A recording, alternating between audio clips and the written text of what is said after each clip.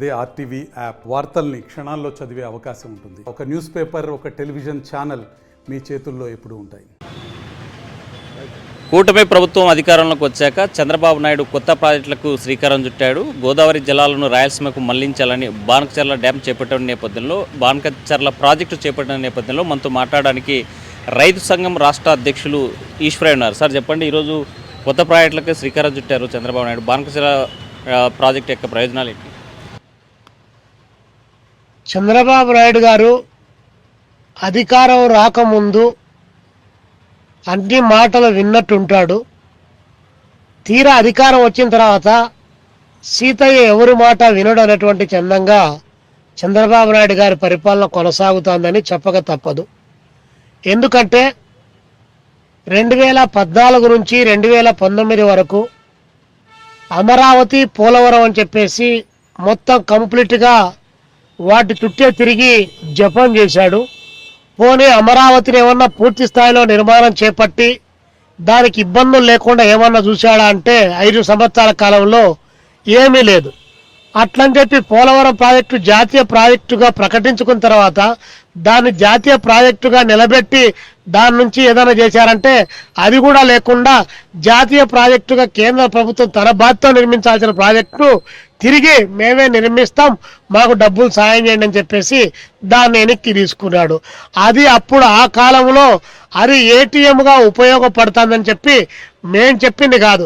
సాక్షాత్తు ఈరోజు మీరు ఎవరైతే ఒక డబ్బా తీసుకొని డబ్బాలో రాళ్ళు వేసుకొని ఆ డబ్బాను డబ్బా అని కొట్టి సెల్ఫ్ డబ్బా కొట్టుకుంటూ ఒకరినొకరు పొగుడుకుంటున్నటువంటి మీ నరేంద్ర మోడీ గారే ఇది చెప్పడం జరిగింది. చంద్రబాబు నాయుడు గారికి పోలవరం ప్రాజెక్టు ఏటీఎం లాగా ఉపయోగపడతా ఉందని చెప్పి చంద్రబాబు నాయుడు గారి గురించి చెప్పడం జరిగింది. సన్ రైజ్ అని చెప్పేసి not SUN sun, SON son అని చెప్పి చాలా వ్యంగ్యంగా మాట్లాడారు. అది ఆ కాలం అంతా కూడా అలా అయిపోయింది. తక్కువ ఖర్చుతో ఎక్కువ ప్రయోజనం ఉండే ప్రాజెక్టులు పూర్తి చేయండి, తద్వారా మీ తగిలించుకోండి అని చెప్పి చాలా మంది చెప్తారు. అవేమి చంద్రబాబు నాయుడు గారు వినేటువంటి పరిస్థితులు. ఇప్పుడు కొత్తగా ఈ రాగం అంతే 2014 నుంచి 2019 వరకు ఏ రాగం అయితే ఎత్తుకొని ఆ ఎజెండా అయిపోయింది. ఇప్పుడు మళ్ళీ 2024 నుంచి 2029 వరకు ఇప్పుడు ఇంకొక రాగాన్ని, కొత్త రాగాన్ని పడతా ఉన్నారు. ఇది రాయలసీమ, ప్రకాశం, నెల్లూరు జిల్లాల యొక్క కరువు వేతలు తీర్చడానికి జలహారతిలో భాగంగా కేంద్ర ప్రభుత్వ సహాయంతో బెనకచెర్ల డ్యామ్కు సంబంధించి గోదావరి, పోలవరం దగ్గర నుంచి దాదాపు 240 అడుగుల పైచిలకు ఎత్తులేకి నీళ్లు తీసుకొని వచ్చి అవి బొల్లాపల్లిలో ఉన్నటువంటి బొల్లాపల్లి దగ్గర నీళ్లు నింపి అక్కడి నుంచి 5 దశల్లో అంటే 3 దశల్లో మనకున్నటువంటి నల్లమల కొండలను తవ్వుకుంటూ సొరంగ మార్గాల ద్వారా తీసుకొని వచ్చి 860 అడుగుల పైకి ఎత్తులో ఉన్నటువంటి బెనకచెర్ల డ్యాములో నీళ్లు నింపుతాం. దానికోసం 80,112 కోట్ల రూపాయలు ఖర్చు అవుతుంది.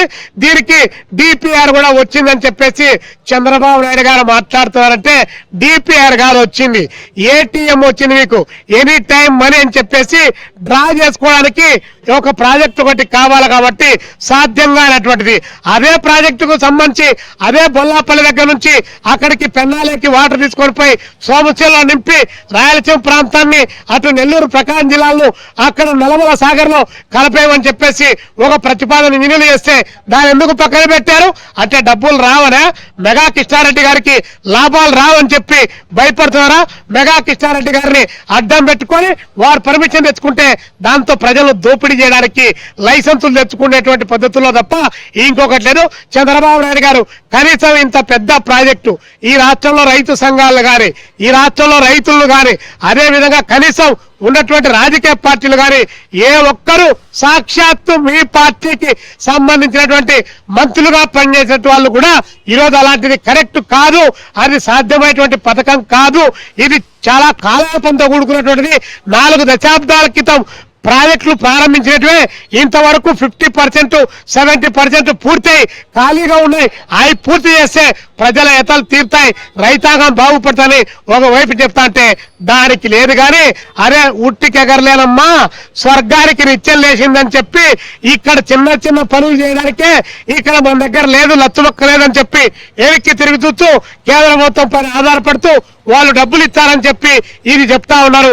కానీ ఈరోజు ఆ పథకం అసాధ్యమైనటువంటిది. ఈ రోజే 80,000 కోట్లతో అంచనా కడితే ఇప్పటికీ మీ చేతులతో శంకుస్థాపన జరిగింది. 4 దశాబ్దాలుగా పెండింగ్ ఉన్న ప్రాజెక్టులు 12,000 కోట్లు 1,200 కోట్లు అట్లా కేటాయించింది. ఈరోజు 30,000 20,000 కోట్ల రూపాయలకు అంచనాలు పెరుగుతున్న నేపథ్యంలో ఇది ఇంకా ఎన్ని లక్షల కోట్లు అవుతుందో ఎవరికి తెలియనట్టుంది. కాబట్టి నిరంతరాయంగా మీ దగ్గర డబ్బులు ఉండాలి, మీరు దాన్ని వాడుకోవాలనే ప్రయత్నంలో భాగం తప్ప ఇది రైతాంగ ప్రయోజనాలు కాపాడడానికి రాయలసీమ ప్రాంతం వెనకబడ్డ ప్రాంతాన్ని దాని దుర్భిక్షాన్ని నివారించడానికి కాదు. దుర్భిక్షం పేరుతో మీరు సస్యశ్యామలంగా పచ్చగా పచ్చనోట్ల మధ్యలో పండుకోవడానికి వేసినటువంటి ఎత్తుగడ తప్ప ఇంకొకటి కాదు. ఈ ప్రాజెక్టు మీరు సమర్థిస్తున్నారా లేక వ్యతిరేకిస్తున్నారా? మేము 100% చంద్రబాబు నాయుడు గారు తీసుకున్నటువంటి ఈ ప్రాజెక్టు దానికి సంబంధించి ఇది ఆల్ రాజకీయ పార్టీలు, రాష్ట్రంలో రాజకీయ పార్టీలు, ప్రజా సంఘాలను, రిటైర్డ్ ఇంజనీర్ల యొక్క వాదనలు, దాని సాధ్యాసాధ్యాలను వినవని చెప్పి మేము చంద్రబాబు నాయుడు గారికి ఒక వైపున చెబుతూనే ఇది కాదు పరిష్కార మార్గం, మన నీటి హక్కులు కోల్పోతాం, మన పైన ఉన్నటువంటి తెలంగాణ రాష్ట్రం ఇప్పటికే మీరు ఆ మాట మాట్లాడిన వెంటనే వాళ్ళు పోయి కృష్ణా వాటర్ దానిపైన ట్రిబ్యునల్ కు కంప్లైంట్ చేసేటువంటి పరిస్థితి ఉంది, మన నీటి హక్కులను కోల్పోయేటువంటి ప్రమాదం ఉంది. అయినా మీరు మాట్లాడేటువంటి స్థితిలో ఉన్నారు. కాబట్టి ఈ ప్రాజెక్టు ఇప్పుడున్న పరిస్థితుల్లో ఇది సాధ్యం కాదు, దాని డిజైన్ మార్చండి, దాన్ని బొల్లాపల్లి నుంచి అక్కడికి కనెక్షన్ ఇవ్వని చెప్పేసి మేము కోరుతాం. అట్లా కాదన్న సందర్భంలో దీన్ని ఆపండి, ఆన్ గోయింగ్ ప్రాజెక్టులకు డబ్బులు కేటాయించి ఈ ప్రాజెక్టులు పూర్తి చేయడం ద్వారా నీటిని ఆదా చేయడానికి ఉన్నటువంటి మార్గాలను అన్వేషణ చేయమని చెప్పి చంద్రబాబు నాయుడు గారికి చెప్తా ఉన్నాం. శ్రీశైలం ప్రాజెక్టు ప్రమాదాలు ఉంది, ఇప్పుడు ప్లంజుపూల్ సంబంధించినటువంటి సమస్య తీరేటువంటి పరిస్థితి లేదు, పైగా వర్షాలు ప్రారంభమవుతుంది, దీన్ని ఎట్లా చూడాలి? ఏదో నాకైతే బ్రహ్మంగారు చెప్పారు, ఎల్లయ్య చెప్పాడు, పుల్లయ్య చెప్పాడంటే అలాంటి కాలజ్ఞానాలు వాటిపైన పెద్దగా నమ్మకాలు లేవు. కానీ బహుశా చంద్రబాబు నాయుడు గారు విజయవాడలో ఉన్నటువంటి దుర్గమ్మ ముక్కు పొడకను అందుకుంటారని చెప్పి ఏదో నదులు పొంగి అందుకుంటారని చెప్పి ఎక్కడో నేను కూడా విన్నట్టు గుర్తుంది. బహుశా చంద్రబాబు నాయుడు గారు ఈ 5 సంవత్సరాల కాలంలో అలాంటి వరద వచ్చి దాన్ని చూడాలనుకుంటాడేమో, ఒక టూరిస్ట్ ప్లేస్ లాగా చూడాలనుకుంటాడేమో, లేకపోతే ఇంత సీనియర్ మోస్ట్ ముఖ్యమంత్రిగా ఉన్నటువంటి వ్యక్తి ప్లంజుపూలు ఏర్పడి దాదాపు అంత పెద్ద ఎత్తున గొయ్యిపడి ఆ ప్రాజెక్టే ఒక సైడ్కు వంగిపోతే రాయలసీమకు, అదేవిధంగా తెలంగాణకు, ఆంధ్రాకు, అక్కడటువంటి కోస్తాంధ్రకు వరప్రసాదైనటువంటి కృష్ణా నది రేపొద్దున జరగరాంది జరిగితే ఏమన్నైతే ఎంత ప్రమాదం. కాబట్టి తక్షణం చంద్రబాబు నాయుడు గారు అన్ని పనులు పక్కన పెట్టి ఆ ప్లంజుపూలకు సంబంధించింది ఆలోచించి ఆ వేగాల పైన వర్షాలు ఇంకా పూర్తి స్థాయిలో రాకముందే దానికి నష్ట నివారణ చర్యలు చేపడితే మంచిదని చెప్పేసి, లేకపోతే జరగరాంది జరిగితే ఆ ద్రోహానికి చంద్రబాబు నాయుడే కారణం అవుతాడు తప్ప వేరొకరు కాదని చెప్పి తెలియజేస్తా ఉన్నాం. చంద్రబాబు నాయుడు మీరు సూటిగా ఏం చెప్పదు?